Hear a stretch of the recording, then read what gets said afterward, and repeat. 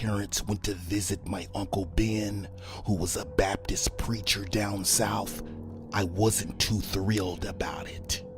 He had always been one of those people that warned everyone about what would happen to them if they didn't devote their life to the church. And to be honest, I thought it was a load of crap. He always warned me that the devil was on the prowl. He had these crazy assumptions that they were demons in human form amongst us, here to recruit us for Satan's army.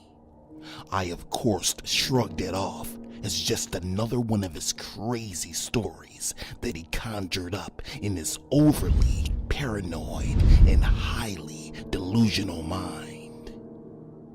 When we had arrived at his house, there he was, standing there to greet us, with his Bible clutched in his fist tightly. As I walked past him, I politely spoke to him, but the only words that escaped his lips were, "Are you ready to protect yourself from the devil now?" As usual, I told him no, that I didn't believe in such nonsense. He then turned to me with the most creepy look on his face and said, "I tried to warn you, but you're on your own now. Good luck, you're gonna need it." Later on that night, during a powerful thunderstorm, as I was sleeping in the guest room, which always seemed to creep me out due to the fact that there was always a large, creepy cross of Jesus hanging above the bed where I slept. I had finally drifted off to sleep, but was awakened by a warm drip of liquid on my forehead. I thought it was just the roof leaking, since it was raining so heavily. But when I opened my eyes and wiped my forehead, it was not rain. It appeared to be blood, which of course startled me.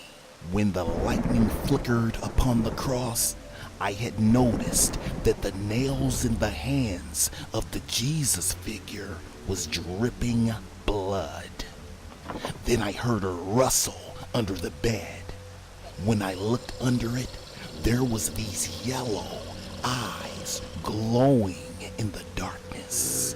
Then the face of whatever it was slowly revealed itself. It had horns and teeth that were sharp and jagged. It was the devil.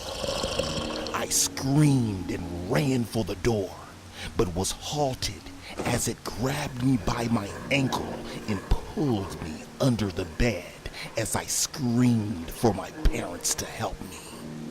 When they ran into the room and turned on the lights, it had vanished quickly into thin air.